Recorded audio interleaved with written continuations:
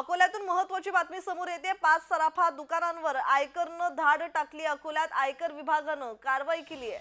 सकाळपासून सराफा दुकानांवर आयकर अधिकारी तळ ठोकून आहेत। आयकरच्या छापेमारीमुळे खळबळ उडाली। अकोला शहरातल्या 4 ते 5 ज्वेलर्स दुकानांवर आयकर विभागानं कारवाई केली आहे। सकाळी शहरातल्या 5 ज्वेलर्सवर 5 सराफा दुकानांवर आयकर विभागानं आकस्मिक भेटी दिल्या। नागपूर आणि औरंगाबाद येथील आयकर विभागाचे अधिकाऱ्यांकडून या ज्वेलर्स दुकानांवर कारवाई सुरू आहे। झडती दरम्यान रेकॉर्डही तपासले जात आहेत। आयकरच्या या छापेमारी मागील कारण अद्यापही अस्पष्ट आहे।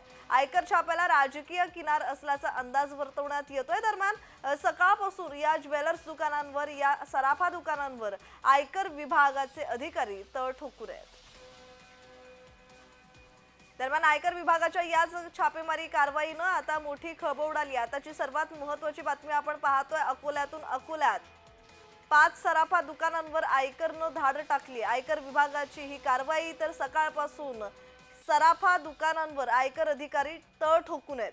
आयकरच्या छापेमारीमुळे एकच खळबळ उडाली। अकोला शहरातल्या 4 ते 5 ज्वेलर्स म्हणजेच सराफा दुकानांवर आयकर विभागानं कारवाई केलेली आहे। आज सकाळी शहरातल्या 5 जे सराफा दुकान आहेत त्यांना आकस्मिक भेटी देण्यात आलेल्या आहेत। आणि या संदर्भात अधिकची माहिती देतात आमच्या प्रतिनिधी वर्षा मोरे। वर्षा, या संदर्भातला अधिकचा तपशील।